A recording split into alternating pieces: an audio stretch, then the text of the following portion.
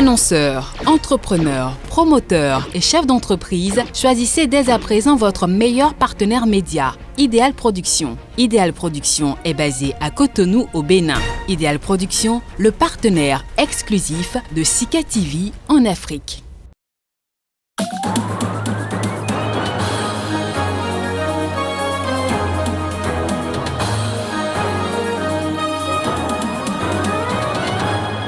Au Sénégal, l'opposant Ousmane Sonko, désormais libre, le député poursuivi pour viol présumé, a été placé sous contrôle judiciaire ce lundi. Ses partisans exultent après cette décision.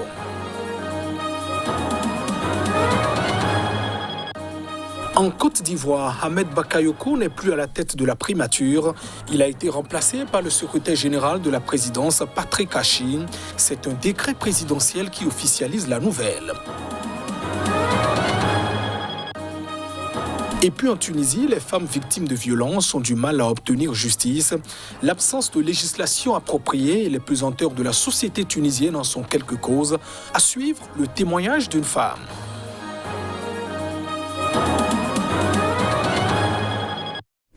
Et voilà, plus sommaire de ce journal, bienvenue dans cette édition. Inculpé mais libre, au Sénégal, le principal opposant au président Macky Sall, Ousmane Sonko, a été relâché ce lundi par un juge. Il est placé sous contrôle judiciaire dans l'affaire de viol présumé. Son arrestation est à l'origine des heurts entre ses partisans et puis les forces de l'ordre. Les détails. Ousmane Sonko est inculpé dans le dossier de viol et placé sous contrôle judiciaire, a dit à la presse l'un de ses avocats, maître Sira Clédorli. Il rentre chez lui, il est libre, a précisé un autre conseil, maître Étienne Dion, après la présentation de son client au juge. Ce rendez-vous avec le juge était lourd d'enjeux autres que judiciaires. Il coïncidait avec un appel à manifester lancé par un collectif de contestation auquel appartient le parti de Sonko. Après 3 jours d'affrontements, de saccages et de pillages depuis son arrestation le 3 mars, des blindés de l'armée ont pris position dans Dakar en prévision de cette journée à haut risque dans la capitale et dans tout le pays de 16 millions d'habitants, considéré d'ordinaire comme un îlot de stabilité politique. Une foule de plusieurs dizaines de sympathisants que les policiers avaient tenus à distance jusqu'alors a envahi le parvis du tribunal en exultant et en lançant des slogans à la gloire d'Ousmane Sonko. C'est la victoire de la jeunesse et de la vérité. Ousmane est le futur président du Sénégal, s'est exclamé Amadou Kébé, vendeur, qui disait être venu de loin pour soutenir Ousmane Sonko.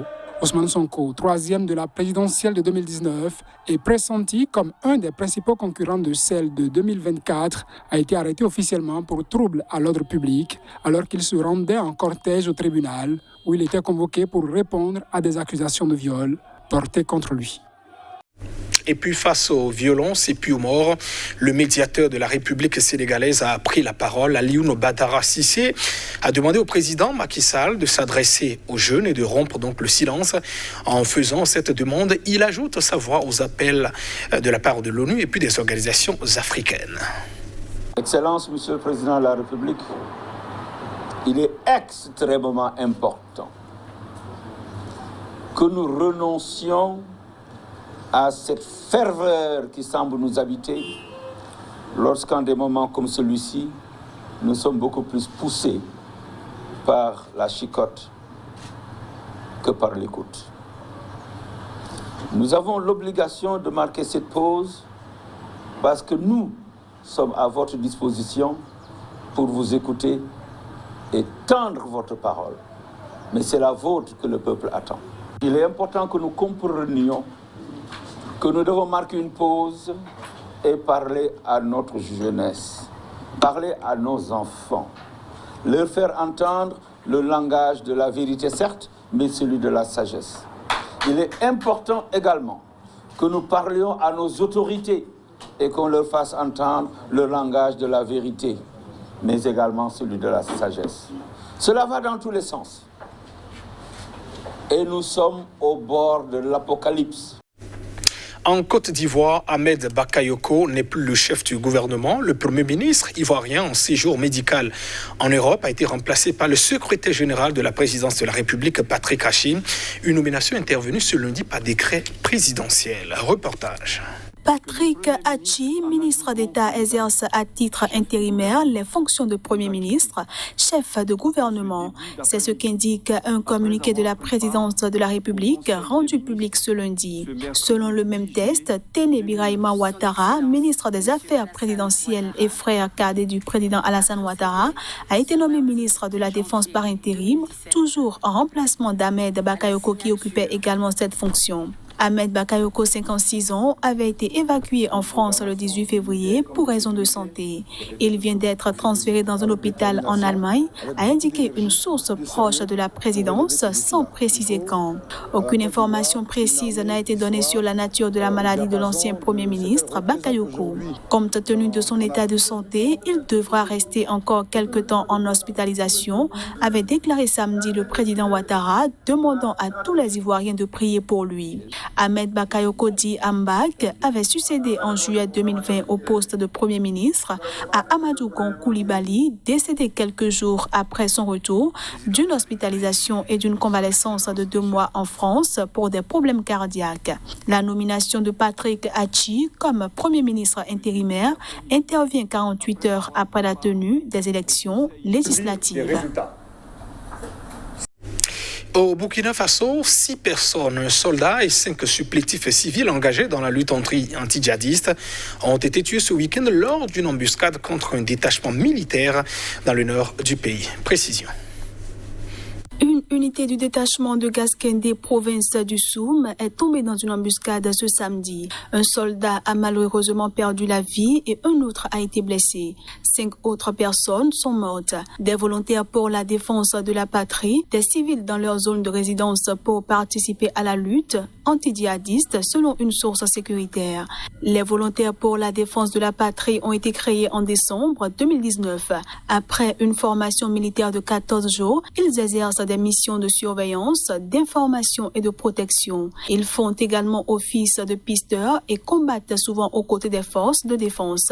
Mardi, 6 personnes dont une femme enceinte et une fillette ont été tuées dans l'explosion d'une mine artisanale contre une ambulance dans le nord du Burkina Faso, selon le gouvernement. L'armée a de son côté annoncé avoir neutralisé au moins 11 terroristes et en avoir capturé un lors d'une opération militaire menée mardi et mercredi, toujours dans le nord du pays. Le Burkina Faso est en proie à de fréquentes attaques djihadistes, souvent entremêlées à des conflits intercommunautaires, ayant fait plus de 1200 morts depuis 2015 et contraint plus d'1 million de personnes à fuir leur foyer. Les forces de l'ordre burkinabé n'arrivent pas à enrayer la spirale de violence djihadiste, malgré l'aide de forces étrangères, notamment de la France, présente dans le Sahel avec 5100 hommes dans le cadre de l'opération anti-djihadiste Barkhane. 1200 soldats tchadiens doivent être déployés dans les prochains jours dans la région, dite des 3 frontières entre le Burkina Faso, le Mali et le Niger, pour lutter contre les groupes djihadistes. En Guinée équatoriale, au moins 4 puissantes explosions ont fait des victimes ce dimanche dans un camp militaire et de ses environs de la capitale économique du pays, Bata. C'est ce qu'a annoncé donc la télévision d'État qui passait donc en boucle les images des maisons ravagées et puis des détonations ainsi que celles des blessés. Les images montrent une épaisse colonne de fumée noire s'élevant selon la télévision d'État du camp militaire de Nukuan-Toba. L'origine de ces déflagrations reste inconnue, mais les premières informations indiquent qu'elles pourraient provenir de l'armurerie du camp militaire du quartier, qui abrite notamment des éléments des forces spéciales et de la gendarmerie. La première explosion s'est produite en début d'après-midi et la télévision évoque en début de soirée des victimes, puis des blessés et assure ne pas savoir encore s'il y a des morts. Bata est la plus grande ville de ce pays riche en pétrole et gaz, mais dont la très grande majorité de la population vit dans la pauvreté, avec quelques 800 000 habitants sur les 1,4 million d'Équato-Guinéens. Elle est située sur la partie continentale, quant à la capitale Malabo se trouve sur l'île de Bioko. Le vice-président en charge de la défense et de la sécurité, Théodoro Nguema Obiang Bangé, surnommé Théodorin, le fils du président présenté comme son dauphin, est apparu sur la télévision, arpentant les décombres entourés d'une poignée de ses habituels gardes du corps israélien. Malabo affirme avoir déjoué en décembre 2017 une tentative de coup d'État pour laquelle la justice de ce pays a condamné le 1er juin 2019 130 personnes à des peines de prison de 3 à 96 ans, la moitié par contumace. Le pouvoir accusait un groupe de mercenaires étrangers d'avoir voulu attaquer le 24 décembre 2017 le chef de l'État qui se trouvait dans un de ses palais proches des frontières entre le Gabon, la Guinée équatoriale et le Cameroun. Le 27, une trentaine d'hommes armés avaient été arrêtés par la police camerounaise à la frontière, Malabo les accusant d'être les meneurs de cette tentative de putsch. Parmi les 130 condamnés figuraient des Équato-Guinéens, mais aussi des Tchadiens, des Centrafricains, des Camerounais ou encore 5 Français. Le calvaire de ces femmes victimes de violences, ces femmes tunisiennes, après avoir déposé plainte pendant le confinement contre son mari violent, Nadia a failli tout perdre, même sa fille. Cela est dû au fait que les institutions tunisiennes peinent à mettre en œuvre les lois pionnières contre les violences faites aux femmes. Témoignage. Pendant plusieurs années, Nadia a toléré que son mari la menace et la malmène. Sans revenu, elle ne se voyait pas porter plainte. Mais avec le confinement, les choses ont empiré et Nadia a aussitôt appelé la police, qui a convoqué son mari quelques jours plus tard. Ma fille m'a dit, papa fait des choses. Elle me montrait des endroits spécifiques de son corps, puis elle partait. Je suis donc restée pour l'observer.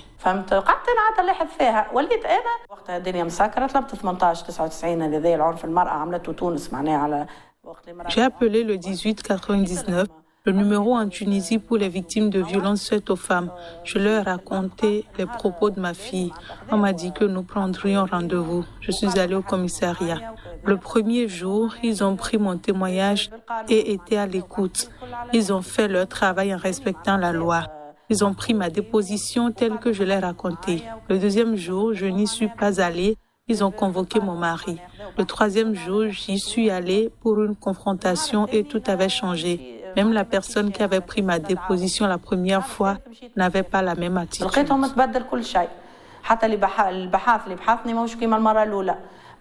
En 2017, la Tunisie adoptait une loi ambitieuse contre les violences faites aux femmes. Ce texte salué élargit considérablement le champ des violences sanctionnées.